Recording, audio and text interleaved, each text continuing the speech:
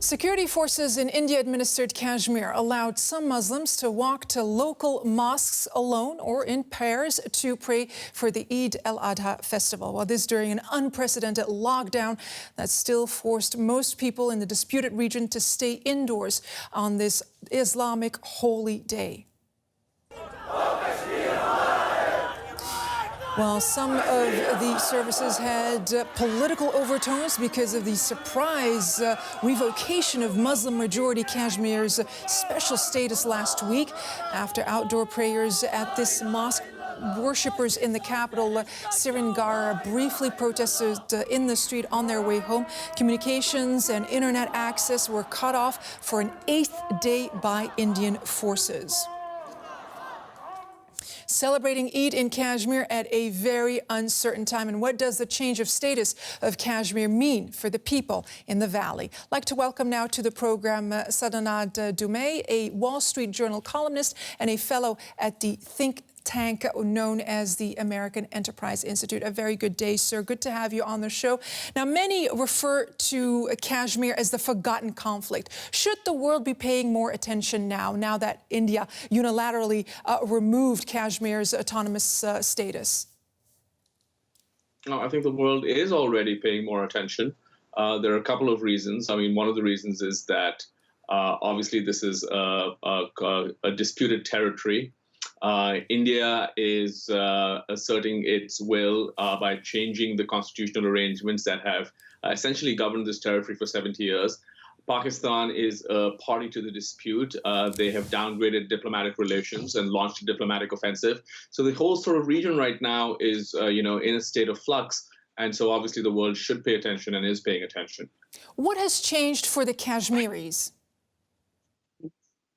Well, a couple of things. The constitutional provision that was removed, even though it had been whittled down over the decades, it essentially gave the Kashmiris, at least in theory, a certain amount of autonomy over which of the laws passed in the rest of India they could accept or reject. That has been taken away. And even more dramatically, the Kashmiri statehood has been taken away, the Indian government says temporarily. And the former state of Jammu and Kashmir in the Indian Union has now been divided into two different union territories, which are essentially federally administered territories, which will be run directly by someone appointed by Delhi. Mm-hmm. Do you think that this sudden move by India to revoke the autonomous status of Kashmir, could it backfire? We don't know right now. It certainly could backfire, right? It's been a week so far. There are hundreds of thousands of troops there. The valley is virtually on lockdown. People have not been able to use their phones for a week. People haven't had access to the internet. So far, things have been quite calm. There hasn't been but we're only going to really see how the people feel about this and what this really entails once some of these restrictions are removed. So I think in India, the mood is of cautious optimism, but I think those of us who are watching it from afar are very aware that things really could erupt at any moment. Right, because, I mean, the Kashmiris are kept in the dark and cut off, so we don't really know what's going on there right now. Now, the major question now is how will Pakistan respond to these events? Let me talk for a moment about a sign of just how emotions can be stirred up. Bollywood actress Priyanka Chopra found herself at an event in L.A. and was called a hypocrite over a pro-India military tweet. Now, Chopra tweeted this back in February, earlier this year. Have a listen, and we'll continue right after that. So it was kind of hard hearing you talk about humanity because as your neighbor, a Pakistani, I know you're a bit of a hypocrite because you tweeted on February 26th, Jai Hind, # Indian Armed Forces.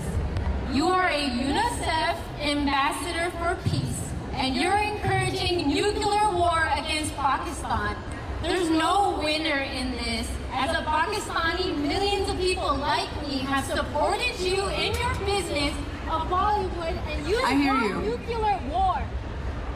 Whenever you're done venting, I have many friends from Pakistan, and I am from India, and war is not something that I'm really fond of, but I am patriotic. So I'm sorry that if I hurt sentiments to people who do love me and have loved me, but I think that all of us have a sort of middle ground that we all have to walk, just like you probably do as well. The way you came at me right now, India as much girl, as don't I love yell. We're all here for love. No. Don't You yell. can't be a hypocrite and be a hero.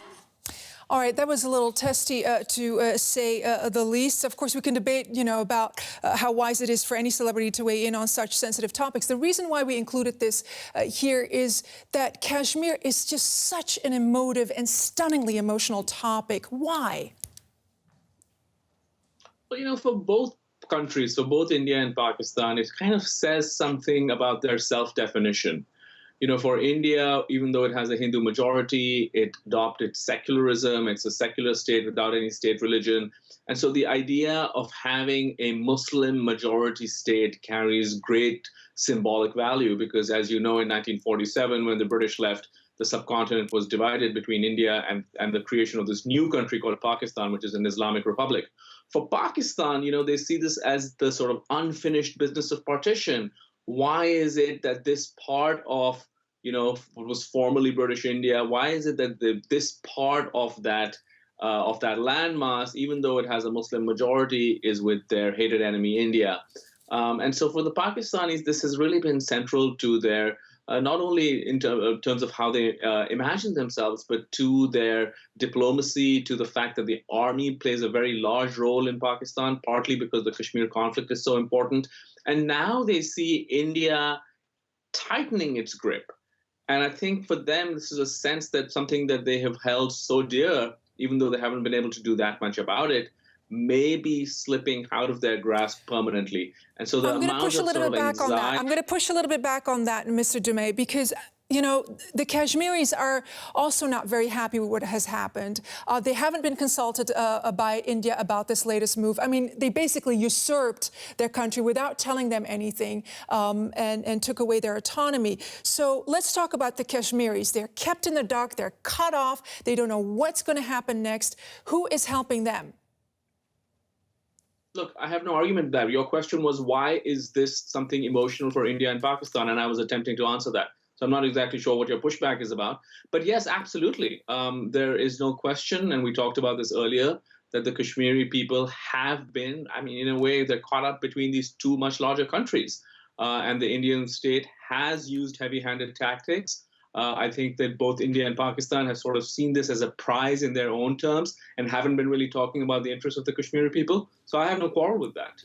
All right. Sadnat Dumay of the think tank, the American Enterprise Institute. Thank you, sir, for joining us. Thanks for having me.